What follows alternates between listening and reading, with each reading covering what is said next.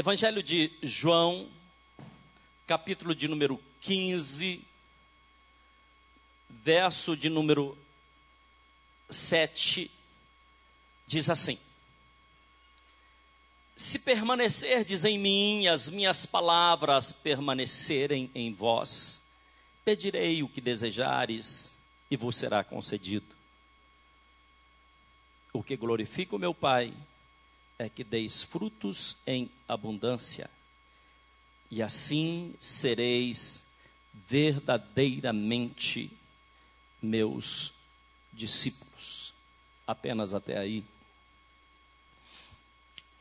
A nossa vida consiste no início, nós estamos caminhando e caminhando para um final. E esse final precisa ser necessariamente um final feliz. Jesus estava tendo uma conversa com os seus discípulos e ele faz um alerta àqueles homens. Porque muitas vezes nós estamos nos esforçando, estamos caminhando, fazemos às vezes até uma força demasiada, mas muitas vezes estamos gastando a nossa energia de forma equivocada. Às vezes não estamos sabendo, não estamos interpretando qual é o tempo de darmos um novo passo, de seguirmos adiante, de crescermos ainda mais. Se nós olharmos o ministério do Senhor Jesus, ele, até cerca de 30 anos, ele foi um carpinteiro. E ele não foi um carpinteiro apenas para passar o tempo. Ele se esforçava naquela profissão de carpinteiro, até que chegou um determinado momento da sua vida, que ele sabia que era o tempo de iniciar a sua vida ministerial. Então ele saiu de onde ele vivia e convidou alguns homens para que aprendessem, para que crescessem, para que melhorassem juntamente com ele. Quando nós ficamos de braços cruzados, parados, olhando as coisas acontecerem ao nosso redor, certamente que não chegaremos a lugar nenhum. Jesus sabia que aqueles homens, que aqueles pescadores, que aqueles cobradores de impostos,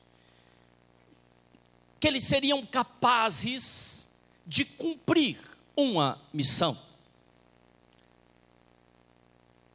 É muito interessante quando nós vemos aqueles corredores que passa um bastão, que entrega um bastão para que o outro pegue o bastão e leve até um pouquinho mais à frente, e o outro pegue e leve também mais à frente.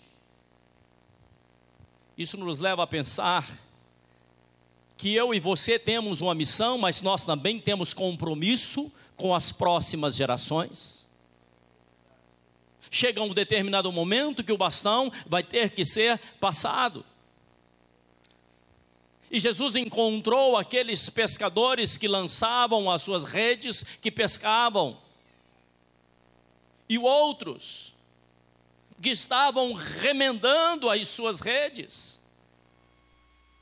Se eles estavam remendando as suas redes, eram porque eram pessoas cuidadosas. Se fossem preguiçosos, certamente eles não estariam arrumando as redes, deixariam as redes rasgadas, furadas. E Jesus faz um convite àquele homem. Mas nós precisamos entender que a chave para a minha vida e para a sua vida está em passar por um processo, está em vivermos um crescimento, uma melhora, e precisamos melhorar e seguirmos adiante. Aprender a ser moldados pelas mãos de Deus. Às vezes nós somos teimosos demais. Às vezes nós somos resistentes demais e não aceitamos a palavra, e isso é incredulidade. Isso é, quando rejeitamos a palavra de Deus, na verdade nós estamos rejeitando ao próprio Deus. O Senhor nos ensina que nós precisamos ser como barros na mão do oleiro. Mas se o barro estiver seco, o barro é descartado. Um barro seco não serve para nada. O barro precisa ser molhado para que ele seja maleável, para que se possa manuseá-lo. Precisa estar molhado. Eu quero que você entenda uma coisa, querido, que quando Jesus estava na cruz, a palavra nos ensina que um soldado perfurou o lado do Senhor, e do lado do Senhor jorrou sangue, e o sangue é exatamente para nos purificar, para nos limpar de todos os nossos pecados, para que sejamos trabalhados, para que sejamos salvos, remidos pelo sangue de Jesus, e foi exatamente por isso que ele morreu na cruz do Calvário, para derramar o seu sangue como expiação dos meus e dos teus pecados. Mas do lado também jorrou, diz a palavra, que jorrou água. A água, ela limpa, a água purifica, a água amolece o barro, e a água significa os ensinamentos do Senhor. Entenda isso, por favor. Por que que Deus quer que nós estejamos sendo ensinados pela sua palavra? Por que é que nós precisamos absorver a palavra de Deus, deixar que a palavra de Deus entre em nosso coração? Porque Deus te criou, querido, porque Deus te criou, minha irmã, para que você viva uma vida plena, para que você viva uma vida abençoada, para que você seja liberta de ilusões, de coisas que não vão te levar absolutamente a lugar nenhum.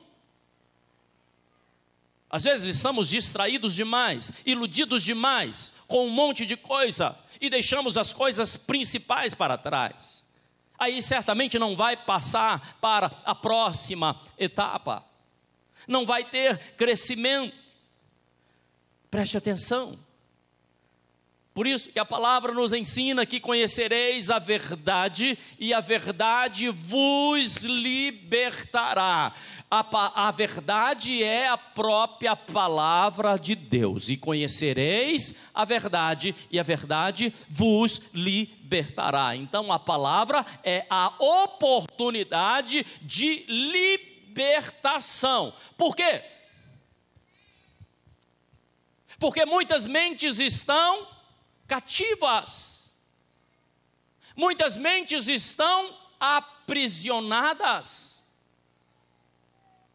muitas mentes estão exatamente presas, e uma mente presa, ela não aprende, ela não cresce, ela não melhora, ela continua vivendo de forma mesquinha, pequena, medíocre.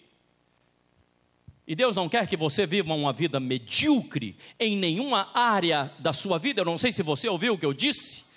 Deus não quer que você viva uma vida medíocre. Por isso que nós recebemos a palavra.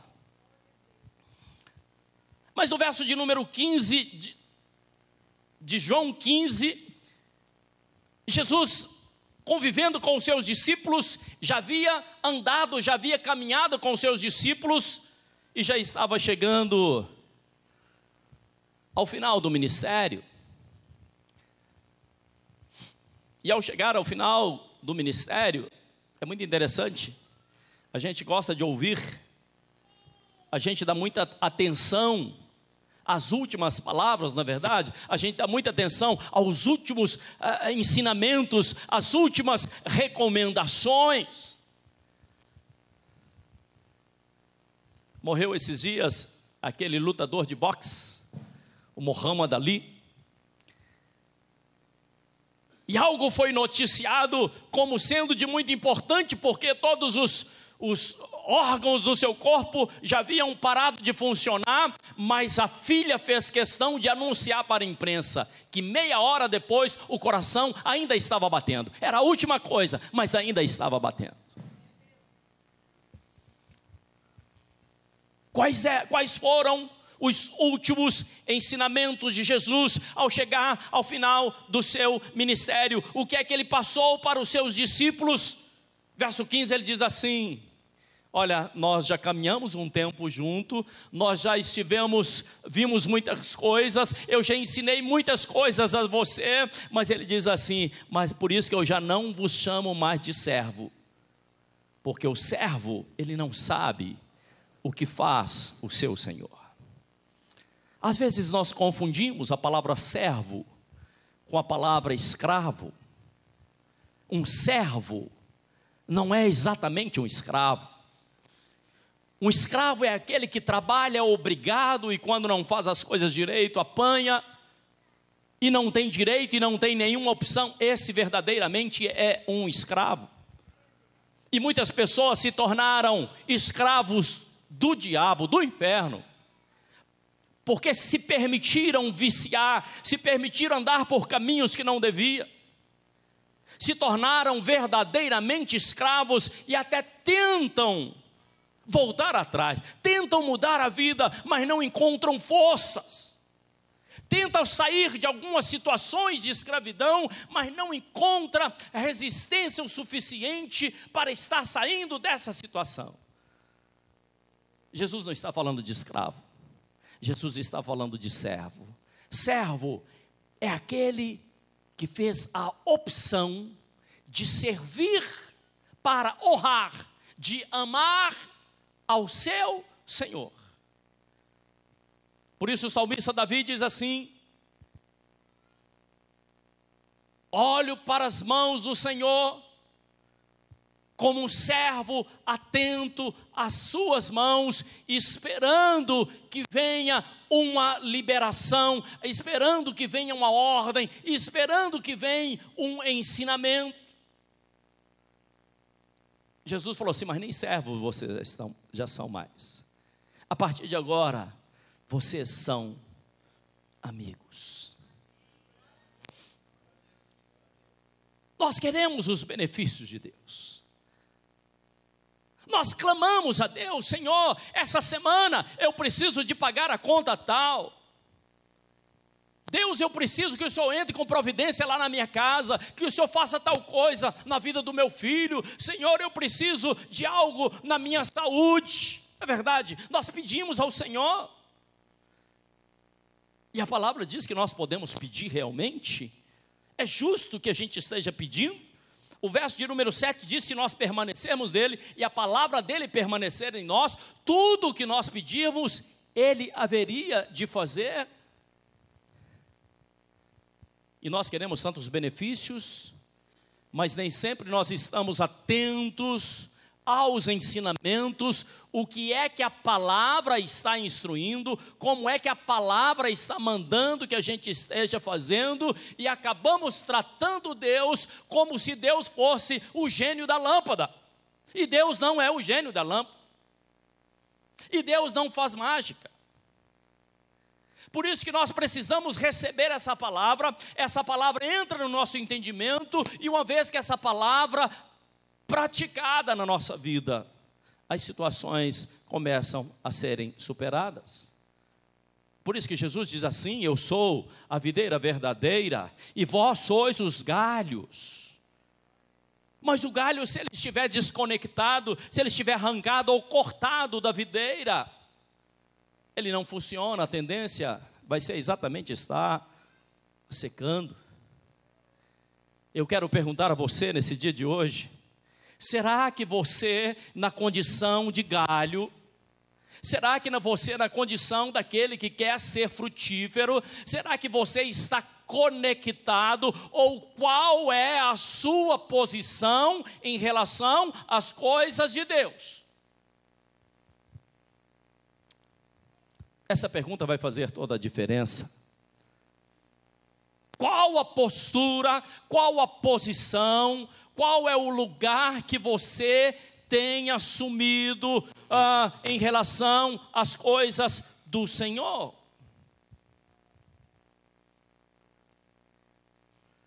Vivemos um momento em que milhões de pessoas estão desesperadas, vivendo uma crise, não é verdade? E muitas vezes nós temos vistos cegos guiando cegos, um levando o outro para o buraco. E a palavra ensina: errais não conhecendo as Escrituras. Ou o profeta Oséias diz assim: o meu povo peca por falta de conhecimento. Ou seja, falta conhecimento. Jesus fala que primeiro, ou as mudanças, primeiro seria servo. E ele diz assim: vocês caminharam comigo, mas vocês já não são mais servos. A partir de agora vocês são os meus amigos. Mas para ser amigo tem que aprender a ser servo. O servo é aquele que se deixou molhar pela palavra. O servo, querido, é aquele que aprendeu a servir. Antes de ser amigo de Jesus, é necessário que seja um servo de Deus. Sem servir, não tem como passar pelo processo. Não tem como ser amassado, ser moldado e ser trabalhado para ser um vaso para a honra.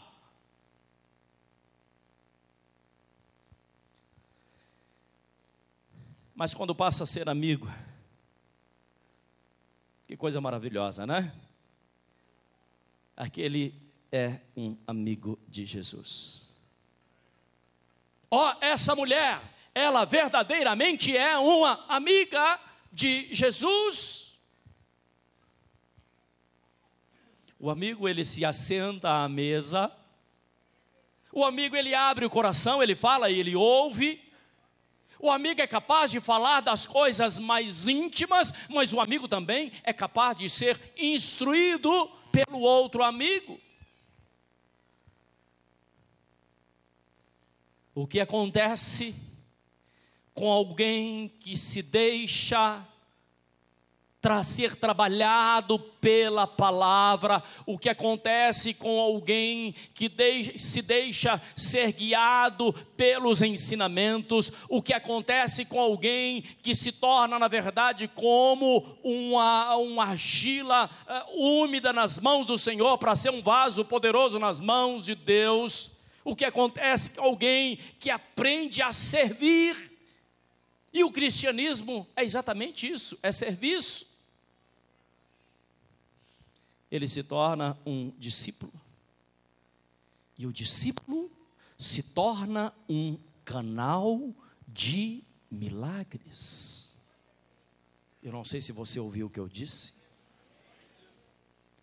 Um discípulo de Jesus se torna um canal de milagres, e onde ou por onde ele passa, ele faz toda a diferença. Ele se torna luz nas trevas, ele se torna a palavra que a pessoa está necessitando nos momentos mais difíceis. Ele se torna, na verdade, um instrumento poderoso nas mãos do Senhor. Deixa eu te fazer outra pergunta. Qual é a mudança que você tem provocado onde você passa? Qual a diferença você tem feito lá no seu trabalho? Qual a diferença você faz nas festas de família, onde reúne todas as pessoas cristãs e não cristãs? Qual é a diferença que você faz? Eu gostaria que você ouvisse, querido. A nossa passagem aqui é muito rápida. Nós somos peregrinos aqui nesse lugar. Mas Deus tem um chamado para a sua vida. Ele te escolheu quando você ainda estava sem forma no ventre da sua mãe. Que você entenda isso. Não interessa a sua idade, não interessa a sua história de vida. O Senhor te sonda, te conhece. Ele sabe exatamente para quê ou por que você está ouvindo essa palavra. Ele, assim como chamou aqueles homens, aqueles discípulos, aqueles pescadores, Ele hoje chama a você. O que é necessário? Deixar algumas coisas para trás e dizer assim: eu tenho a disposição de seguir ao Senhor Jesus, de passar por um processo de transformação até me tornar um amigo de Jesus. Que privilégio ser um amigo do Senhor Jesus. Feche os seus olhos onde você se encontra. Feche os seus olhos. Sabe, querido, que nessa noite, que nesse dia de hoje, você ouvir essa palavra, você possa ser tocado pela voz do Espírito Santo, que te chama, que te escolheu e que tem cuidado de você. Pai, nós te adoramos, nós bendizemos e glorificamos o teu nome. Nesse dia, Senhor, nós queremos nos tornar teus seguidores verdadeiramente. Queremos com sinceridade de coração entregar as nossas vidas para serem cuidadas, para serem trabalhadas, para serem transformadas na tua presença. Amém, amém e graças a Deus. Você pode dizer um amém bem gostoso? Aleluia.